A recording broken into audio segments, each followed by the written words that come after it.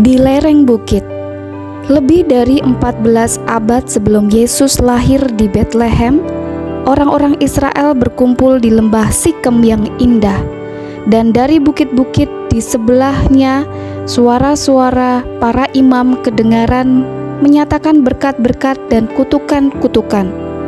Berkat apabila kamu mendengarkan perintah Tuhan Allahmu, dan kutuk jika kamu tidak mendengarkan perintah Tuhan. Ulangan 11 ayat 27-28. Dan demikianlah bukit dari mana kata-kata berkat diucapkan menjadi terkenal sebagai bukit berkat.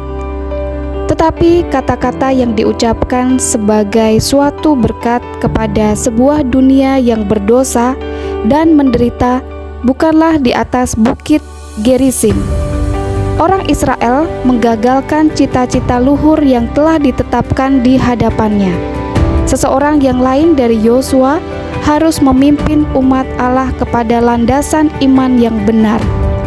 Bukan Gerisim lagi yang terkenal sebagai bukit kebahagiaan, tetapi bukit yang tidak bernama dekat Danau Galilea, di mana Yesus mengucapkan kata-kata berkat kepada murid-muridnya dan orang banyak. Mari kita bayangkan kembali suasana itu, dan sambil duduk dengan murid-murid itu di lereng bukit, ikut serta dalam pikiran-pikiran dan perasaan-perasaan yang memenuhi hati mereka, memahami apa yang dimaksudkan kata-kata Yesus kepada mereka yang mendengarnya. Kita dapat melihat di dalam diri mereka suatu semangat dan keindahan baru, dan boleh juga kita petik pelajaran-pelajaran mereka yang lebih dalam untuk diri kita. Ketika Juru Selamat memulai pelayanannya, konsep populer dari Mesias dan pekerjaannya seakan sama sekali tak layak membuat orang menerimanya. Roh kesetiaan telah hilang dalam tradisi dan kegiatan upacara, dan nubuatan-nubuatan ditafsirkan dengan hati yang sombong dan cinta dunia. Orang-orang Yahudi mencari seorang yang datang, bukan sebagai seorang penyelamat dari dosa, tetapi sebagai seorang pangeran besar yang akan membawa segala bangsa di bawah keagungan singa dari suku Yehuda. Dengan sia-sia, Yohanes Pembaptis yang memperoleh kuasa menyelidiki hati dari para nabi zaman dulu memanggil mereka untuk bertobat. Dengan sia-sia dia di sungai Yordan menunjuk Yesus sebagai anak domba Allah yang mengangkat dosa dunia ini. Tuhan berupaya mengarahkan pikiran mereka kepada nubuatan Yesaya tentang penderitaan Juru Selamat itu, tetapi mereka tidak mau mendengar. Sekiranya para guru dan pemimpin di Israel menyerah kepada kasih karunia-Nya yang mengubahkan, Yesus telah membuat mereka para dutanya di antara manusia. Di Yudea, pertama kali kedatangan kerajaan itu telah diumumkan, dan panggilan supaya bertobat telah diberikan. Dengan tindakan mengusir orang-orang yang menajiskan bait suci di Yerusalem, Yesus telah mengumumkan dirinya sebagai Mesias, orang yang akan membersihkan jiwa dari kecemaran dosa dan membuat umatnya sebuah bait suci kepada Tuhan. Tetapi para pemimpin Yahudi tidak mau merendahkan diri mereka untuk menerima guru yang sederhana dari Nazaret itu. Pada kunjungannya yang kedua ke Yerusalem, dia didakwa di hadapan Sanhedrin, dan karena takut terhadap orang-orang sajalah yang mencegah orang-orang terkemuka ini mengambil nyawanya. Kemudian setelah meninggalkan Yudea, ia memulai pelayanannya di Galilea. Pekerjaannya di sana telah dilanjutkan beberapa bulan sebelum khotbah di atas bukit diberikan. Pekabaran yang dia sampaikan di seluruh negeri itu, kerajaan surga sudah dekat. Matius 4 ayat 17 telah menawan perhatian segala golongan dan masih terus membesarkan nyala pengharapan ambisi mereka. Popularitas guru baru itu telah meluas bahkan melampaui Palestina, dan tanpa mempedulikan perasaan para pejabat tinggi. Sudah tersebar luas perasaan akan adanya kemungkinan bahwa inilah pelepas yang diharapkan itu. Begitu banyak orang mengikuti Yesus dengan berdesak-desakan dan semangat mereka sangat tinggi. Saatnya telah tiba bagi murid-murid yang paling dekat bergaul dengan Kristus supaya lebih cepat bergabung dalam pekerjaannya, supaya kelompok orang banyak ini tidak ditinggalkan tanpa dipelihara.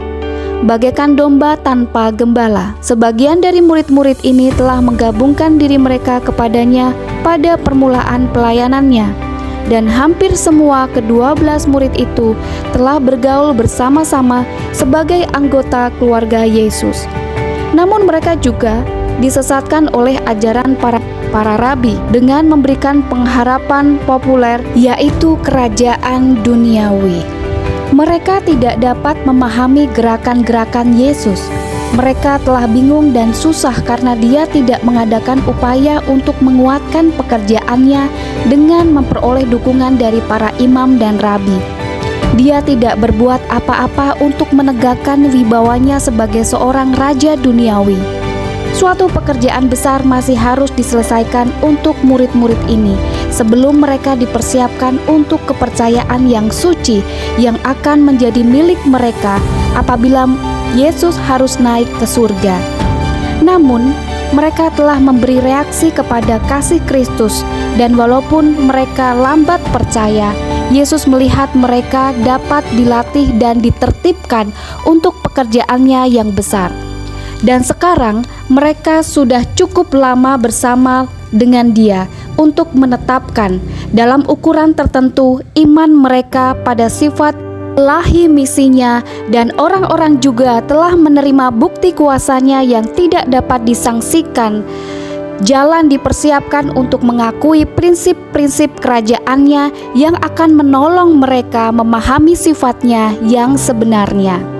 Sendirian di atas bukit dekat laut Galilea, Yesus berdoa sepanjang malam untuk murid-murid pilihan ini. Pada waktu dini hari, Dia memanggil mereka kepadanya, dan dengan kata-kata doa dan pengajaran, Dia menumpangkan tangannya ke atas kepala mereka dengan ucapan syukur, mengasingkan mereka kepada pekerjaan Injil. Kemudian Dia kembali dengan mereka ke tepi laut, di mana pagi-pagi sekali orang banyak sudah mulai berkumpul.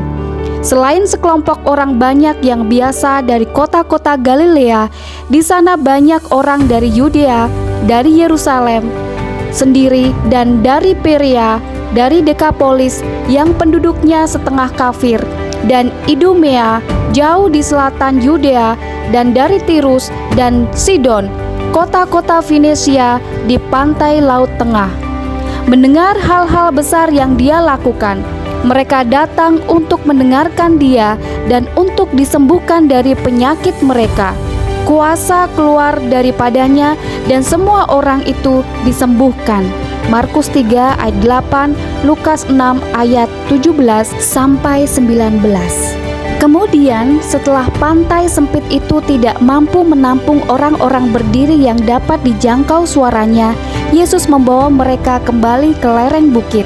Setelah tiba di tempat datar yang dapat menampung kumpulan orang banyak dengan baik, Dia duduk di atas rumput, dan murid-muridnya bersama orang banyak ikut duduk di atas rumput.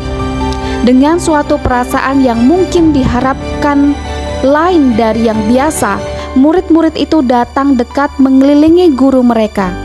Sejak peristiwa-peristiwa pagi itu, mereka mengumpulkan kepastian bahwa suatu pengumuman akan diberikan mengenai kerajaan yang sangat mereka harapkan, yang segera Dia dirikan. Suatu perasaan yang penuh harapan meliputi orang banyak itu juga, dan wajah-wajah yang ingin tahu memberikan bukti perhatian yang dalam. Ketika mereka duduk di atas lereng bukit yang hijau itu, menunggu kata-kata dari guru ilahi itu, hati mereka penuh dengan pikiran kemuliaan mendatang. Di situ ada ahli-ahli Taurat dan orang-orang Farisi yang menanti-nantikan hari bila mereka akan menguasai orang-orang Roma yang dibencinya itu dan memiliki kekayaan dan kemegahan dari kerajaan dunia yang besar. Para petani dan nelayan miskin berharap untuk mendengar jaminan bahwa gubuk mereka yang buruk, makanan mereka yang sedikit, kehidupan yang kerja keras, dan kekhawatiran akan kebutuhan akan ditukar dengan rumah besar yang banyak dan hari-hari yang menyenangkan, menggantikan sebuah pakaian kasar yang menutupi tubuh pada siang hari dan selimut pada malam hari. Mereka berharap bahwa Kristus akan memberikan kepada mereka kekayaan dan jubah-jubah yang mahal dari para penakluk mereka. Hati mereka digairahkan dengan pengharapan bangga bahwa bangsa Israel segera akan dihormati di hadapan bangsa-bangsa sebagai bangsa pilihan Tuhan, dan Yerusalem diagungkan sebagai kepala dari kerajaan seluruh dunia.